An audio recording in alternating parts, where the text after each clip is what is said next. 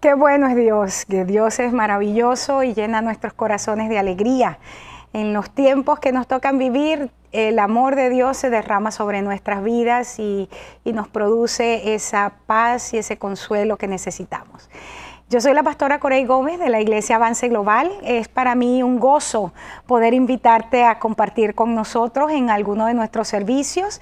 Estamos ubicados en la 12656 de la Gold Road.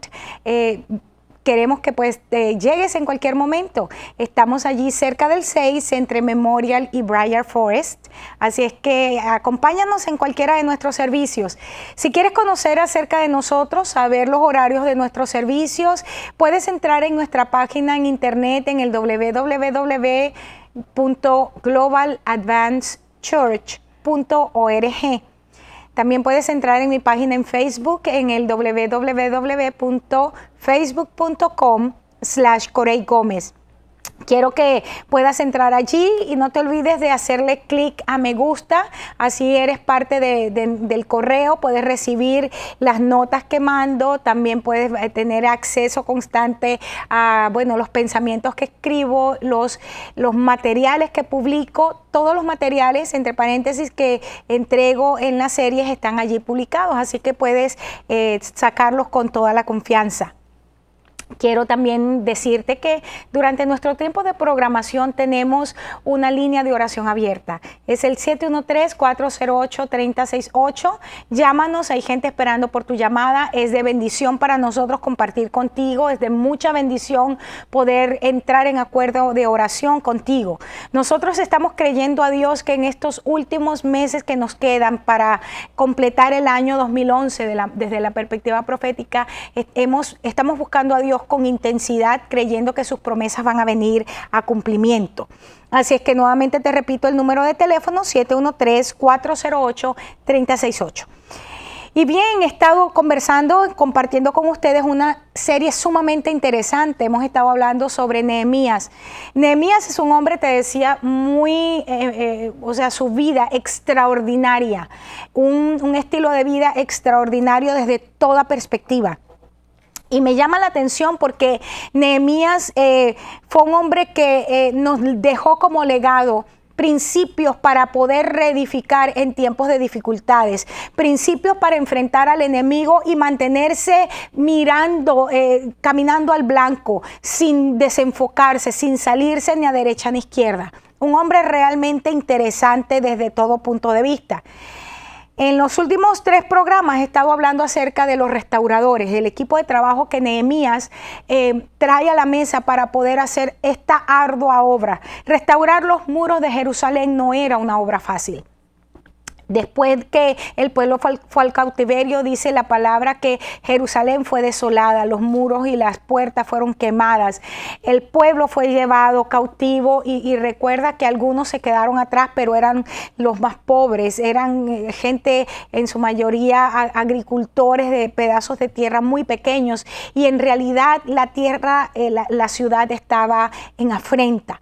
Esta es la razón por la cual Dios orquesta a un grupo de hombres y los levanta en un momento como este, cada uno de ellos con una asignación distinta, pero que se complementaba el uno con el otro, pueden restaurar la ciudad de Jerusalén. Entre este grupo encontramos a Nehemías y sabemos que Nehemías, por lo que estábamos leyendo en la historia, viene después de Zorobabel, Josué y Esdras, llega a la ciudad y viene con cartas que le hacían el gobernador.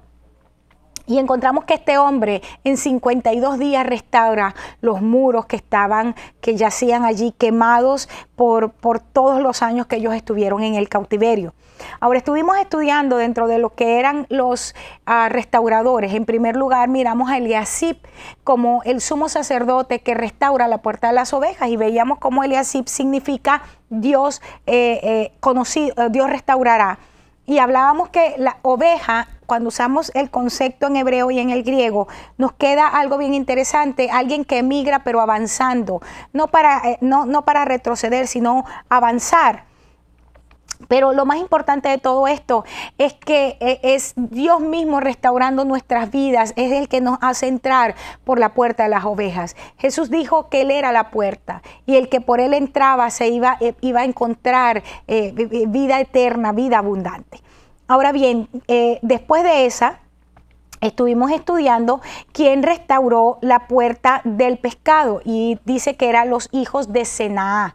Senaá es un nombre que tiene una connotación un poco confusa al principio porque significa espinoso, pinchar y enemigo. Yo te decía que al principio pues me costó un poco ver la relación, pero cuando veía, por ejemplo, el acrónimo de lo que era el PES en la iglesia primitiva, este acrónimo que ellos formaron de varias palabras, la palabra Ichtus, que significa Jesucristo, Hijo del Dios Salvador. Esto nos hablaba acerca de ese ministerio evangelístico que desarrolló la iglesia primitiva. La iglesia primitiva se levanta en un tiempo donde la persecución, donde ellos fueron muertos, muchos de ellos a filo de espada fueron diezmados. La iglesia primitiva fue una iglesia que tuvo que enfrentar momentos de persecución sumamente duros. Sin embargo, vemos una iglesia aguerrida, una iglesia con un corazón para su Dios que no tuvo en menos, no escatimó el entregar su vida por su Salvador, por su Señor. Y dice la palabra que Dios añadía cada día a los que debían ser salvos a causa del amor que había en aquella iglesia, entre los miembros de su iglesia. Luego estuvimos mirando a Joiada, quien restaura la puerta vieja. Y yo te decía que Joiada significa conocido de Jehová. Y la puerta vieja, por lo que significa, tiene que ver con algo añejo, pero además de eso, implica estar dormido o implica morirse por implicación. Y yo te decía que se requiere alguien no solamente que conozca de Dios, pero a quien Dios conozca para poder traer una restauración a la forma de pensar. Cuando el Señor hablaba que el odre viejo no puede contener el vino nuevo. Nosotros como odres debemos ser restaurados, debemos ser renovados. Y el apóstol Pablo en el libro de Romanos dice que esa restauración o esa renovación viene cuando nosotros ofrecemos nuestros cuerpos en sacrificio vivo, santo y agradable al Señor. Y entonces, como este es un culto que está bien pensado, bien planificado en nuestra mente, entonces nos habla de que no nos debemos conformar a este mundo. Y hablando entonces de el hecho que viejo también implica la parte de dormir. El apóstol Pablo, y yo terminaba con esto en el programa pasado, en la carta a los Efesios, en el capítulo 5, versos 7 al 17, hace una disertación sumamente importante para la iglesia. Dice que nos exhorta a no ser participantes, o a no participar juntamente con los hijos de las tinieblas en sus obras infructuosas. Y nos dice que debemos caminar como hijos de luz, y nos dice cómo caminamos, dice comprobando lo que es agradable al Señor. Y yo te hacía mención de que el mismo apóstol en el libro de Romanos dice que la forma de comprobar la voluntad de Dios es a través de una mente renovada. Entonces dice el apóstol que no debemos participar en las obras de las tinieblas, debemos reprenderla. Y luego dice que todas las cosas son puestas en evidencia por la luz. Y dice, porque la luz lo manifiesta todo. Por eso dice, despiértate tú que duermes y levántate de los muertos y te alumbrará Cristo. Mira con diligencia cómo caminas, no como necio, sino como sabio. Y entonces define cómo camina un sabio, aprovechando bien el tiempo porque los días son malos. Por lo tanto, no seas insensato, sino entendido de cuál es la voluntad del Señor, agradable y perfecta. Muy interesante este pasaje y pues estuvimos disertando sobre él en el programa de ayer. Ahora, la siguiente puerta la restauró Anún y él restaura la puerta del valle. Vamos a ver, porque esta es otra puerta bien interesante que encontramos. En Nehemías 3:13 dice que la puerta del valle la restauró Anún con los moradores de Zanoa.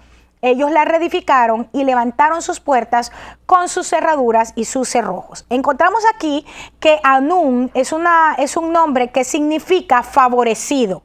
Viene de una raíz primitiva que significa inclinarse en bondad hacia un inferior, significa favorecer, conceder, apiadarse, tener misericordia de alguien. Qué importante esto, que la persona que restaura la puerta del valle es alguien que tiene un corazón misericordioso. Ahora fíjate, la puerta del valle, el valle significa desfiladero o significa angosto. ¿Qué está diciendo aquí?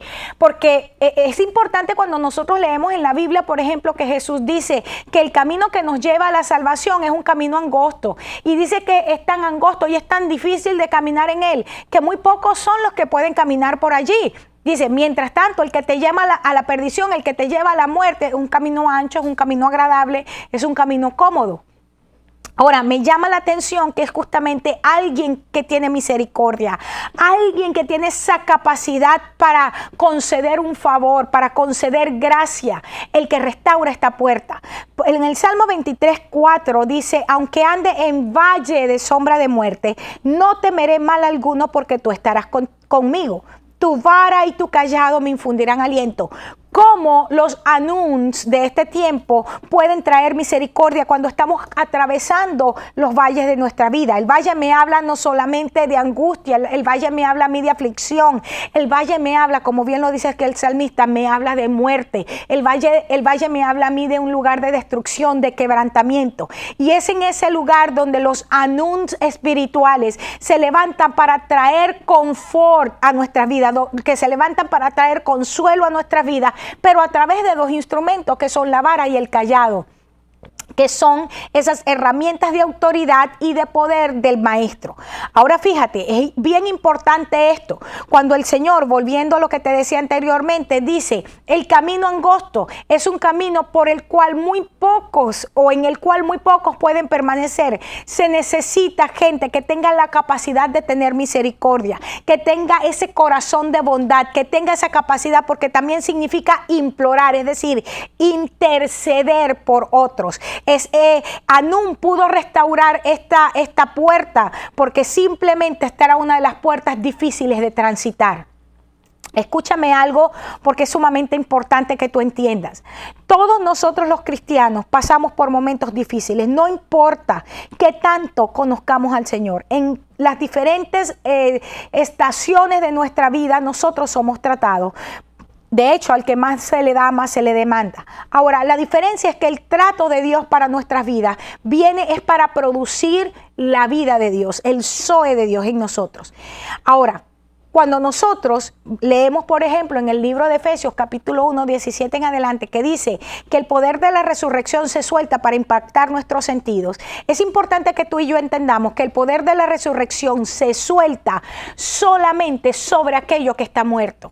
Cuando caminamos o atravesamos el valle de sombra de muerte, son situaciones en nuestra vida que están produciendo muerte de alguna manera, que han sido diseñadas aún por Dios. Te decía hace algunos programas que en Hebreos capítulo 11, verso 3, cuando dice que por una palabra Dios diseñó, Dios crea los mundos, los aiones, está hablando de estaciones. Dios diseña cada estación de nuestra vida. Y luego dice en Eclesiastés que hay tiempo para todo, tiempo para reír, tiempo para llorar, tiempo para bailar, tiempo para endechar. Pero también dice que hay tiempo para vivir y tiempo para morir. Es decir, hay estaciones en nuestra vida que son diseñadas por Dios para quitar de nuestra vida cosas, para traer una circuncisión. Y déjame decirte, el proceso de circuncisión en nuestras vidas es sumamente doloroso y es tan doloroso que podemos pensar que estamos muriéndonos. Me imagino que estos hombres, cuando después estando allí en Gilgal,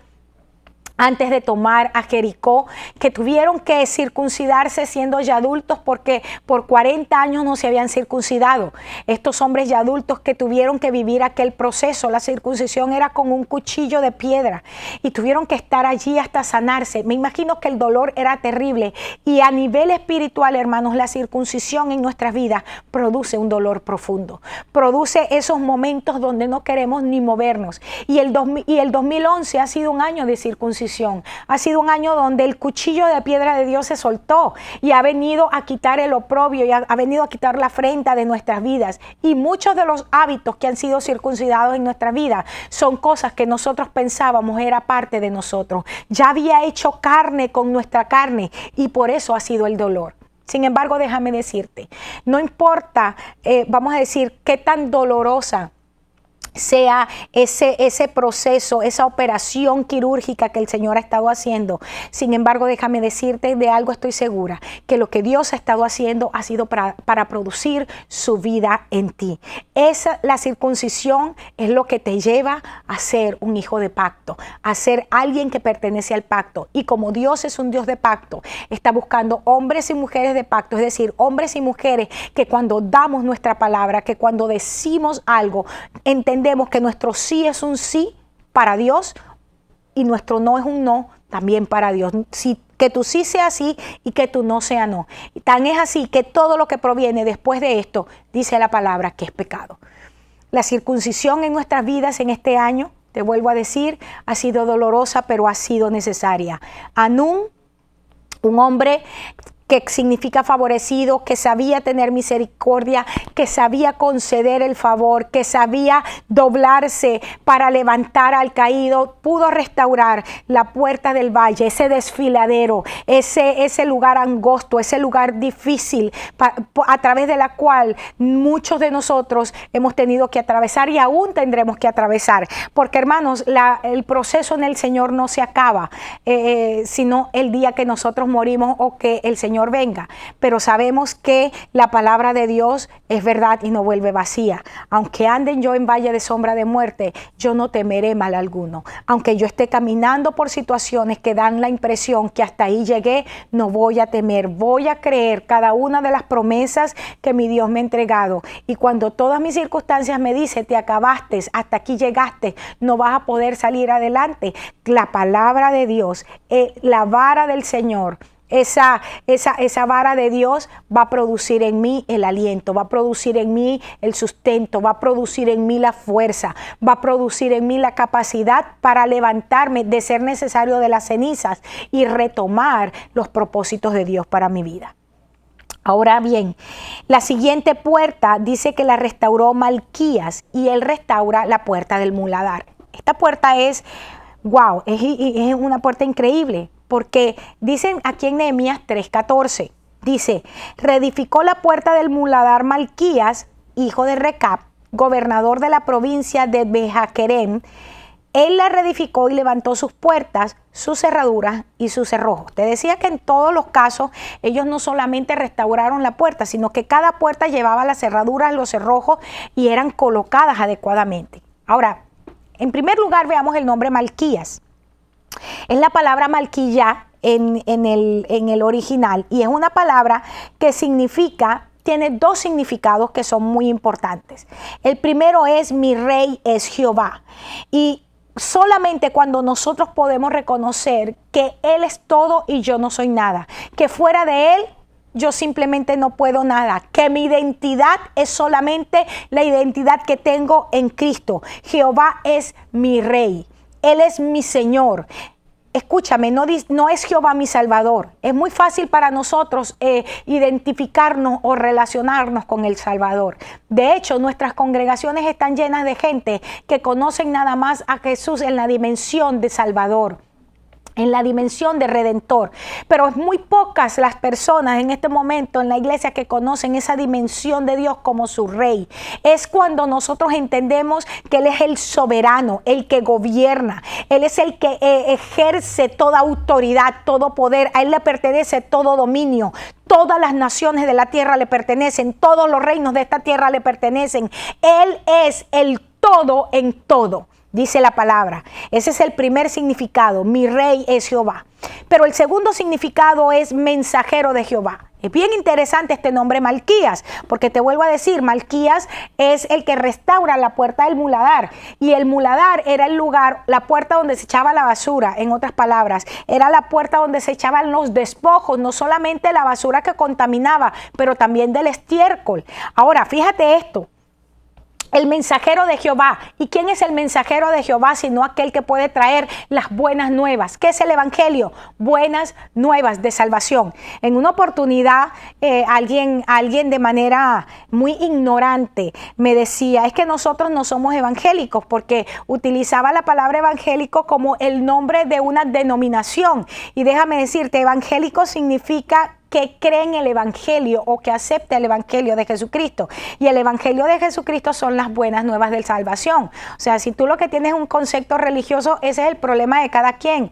Pero no establezcas como un principio algo que viene a partir del desconocimiento o la ignorancia. El Evangelio significa buenas nuevas de salvación, y Malquías es un mensajero, pero un mensajero de buenas nuevas. Es un mensajero, como decían los ángeles cuando cantaron: he aquí buenas nuevas de gran gozo, os ha nacido hoy en la ciudad de David un Salvador. ¿Cuáles son las buenas nuevas? Que el Dios Padre envió a Jesucristo, su Hijo. Hoy nos ha nacido en la ciudad de David un Salvador, Jesucristo el Señor. Él es el Emmanuel, el Dios con nosotros. Él es el Dios encarnado, el Dios que dejó su trono de gloria, el Dios que dejó toda su majestad para hacerse uno como nosotros. Dice el apóstol que no escatimó el ser igual a Dios como cosa a que aferrarse, sino que se despojó de sí mismo y se hizo uno como nosotros, como un hombre, y caminó como nosotros. El apóstol Juan dice, en el Evangelio de Juan dice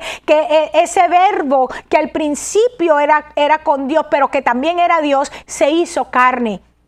Y cuando ese verbo se hizo carne y camina entre nosotros, nosotros entonces tuvimos el privilegio de ver la gloria del Padre. Y esa gloria del Padre estaba llena de gracia y de verdad, y se refería al Hijo encarnado, a Jesucristo.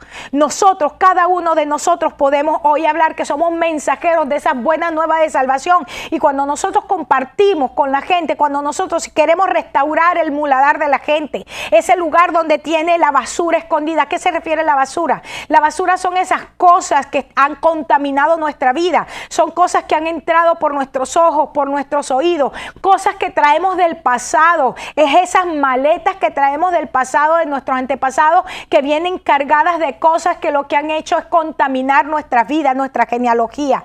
Pero Malquías, mi Dios es rey, es decir, Él está en control de todas las cosas y Él gobierna sobre todas las cosas, visibles o invisibles, sean tronos, dominios, principados, potestades. Todas las cosas son sustentadas por Él, por su palabra, fueron creadas por Él y para Él. Sea lo que sea, Él es el rey de todas las cosas, nuestro Dios está en control. Pero además de eso, hay un mensaje. Ha nacido en la ciudad de Belén, en la ciudad de David, un Salvador. Jesucristo es el Señor. Por eso podemos trabajar con el muladar en nuestras vidas. Él pudo restaurar el muladar, y déjame decirte, la puerta del muladar, que era el lugar del desperdicio, la suciedad, del estiércol. Una vez a la semana la gente de Jerusalén llevaba la basura a ese lugar, eran las cosas que contaminaban.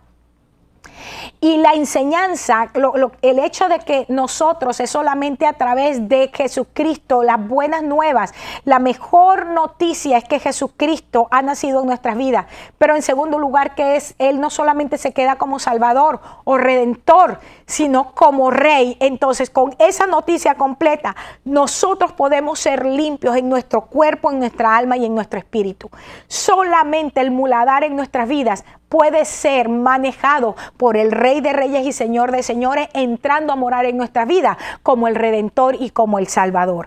Hebreos 9, 13 al 14 dice: porque si la sangre de los toros y de los machos cabríos y las cenizas de la becerra rociadas a los inmundos santifican para la purificación de la carne, cuánto más la sangre de Cristo, el cual mediante el Espíritu Eterno se ofreció a sí mismo sin mancha a Dios, limpiará vuestras conciencias de obras muertas para que sirváis al Dios vivo. Si en la antigüedad todos aquellos sacrificios, todas aquellas palomas, todos aquellos corderos, todos aquellos bueyes que se ofrecían y derramaban su sangre por expiación del pueblo, limpiaban al pueblo del pecado por la fe, cuánto más la sangre del Cordero perfecto, cuánto más la sangre de nuestro Señor Jesucristo, que fue derramada en la cruz del Calvario y que fue derramada para expiación, que fue derramada para redención, que fue derramada para limpieza de pecados. Dice: cuánto más la sangre de Cristo, quien mediante el Espíritu Eterno se ofreció a sí mismo sin mancha. Él es el Cordero inmolado que quita el pecado del mundo. Él fue el Cordero perfecto, Cristo, el Cordero sin mancha. Cuando Juan un día llorando dice, no encontraban quien pudiera abrir el libro en el cielo, dijo, no te preocupes porque el león de la tribu de David, él ha vencido. El Señor Jesús no solamente entregó su vida en sacrificio por nosotros, sino que él venció a la muerte. Él arrancó las llaves al que tenía el imperio de la muerte y resucitó en victoria. Y hoy las llaves le han sido entregadas a la iglesia. Dice que las llaves le fueron entregadas, por lo tanto hoy tenemos la autoridad de atar y desatar, y todo lo que nosotros atemos o desatemos en el cielo es atado o desatado en la tierra. Es decir, todo lo que nosotros escuchamos al Padre decir y entramos con eso en acuerdo en el cielo es establecido en la tierra. Esta es la razón por la cual cuando nosotros entendemos que a través del sacrificio de Jesucristo hemos sido posicionados en un lugar de autoridad, a través de la sangre del Cordero hemos sido colocados en ese lugar juntamente con Cristo y desde allí gobernamos, entonces nuestros decretos, entonces la palabra que sale de nuestra boca es una palabra que produce el orden y el gobierno de Dios. Es una palabra que establece que todos los principados y las potestades que fueron exhibidos públicamente al vituperio ahora están bajo los pies de nuestro Señor Jesucristo, y nosotros como su iglesia caminamos en esa autoridad, ejercemos el dominio que nuestro Señor tomó, que nuestro Señor recibió y que nos los entregó a nosotros como iglesia para que podamos caminar en ello. La mayor, vamos a decir, el mensaje más glorioso que nosotros tenemos en este momento como iglesia es que nuestro Señor Jesucristo no solamente entregó su vida en sacrificio, sino que resucitó, que venció a la muerte, que venció al pecado, y que a través de esa victoria, que a través de esa resurrección, que a través de haber recibido un nombre que es sobre todo nombre y que fue sentado arriba de arriba en lugares celestiales, en un lugar de honor, allí mismo nos sentó a nosotros juntamente con Él. Nos hizo herederos y coherederos juntamente con Él. Y por eso hoy en este día tú y yo podemos decretar con toda autoridad: Jesucristo es el Señor y no hay otro Dios fuera de Él. Así es que, bueno, ya mi programa ya terminó, pero quiero decirte, es importante que nosotros entendamos que Malquías, nuestras vidas, nosotros somos Malquías, que en este momento somos gente que somos mensajeros de buenas nuevas, pero también declaramos y establecemos que Jesucristo es Rey de Reyes y Señor de Señores. Te invito a mi próximo programa. Allí tienes el número de teléfono 713-408-3068. Quiero que nos llames, quiero que nos pongamos en acuerdo, entremos en oración. No te olvides que estamos viviendo tiempos emocionantes y cada una de las promesas de nuestro Dios tiene que venir a cumplimiento en este tiempo, porque Dios no se arrepiente y cada palabra que Él ha dado es un sí y un amén en Jesucristo. Ahí también está mi dirección de Facebook, el www.facebook.com/Corey Gómez. Te invito a que entres allí. Gracias nuevamente por sintonizarme. Gracias nuevamente por darme la oportunidad de compartir contigo palabra de vida. Dios te bendiga y Dios te guarde.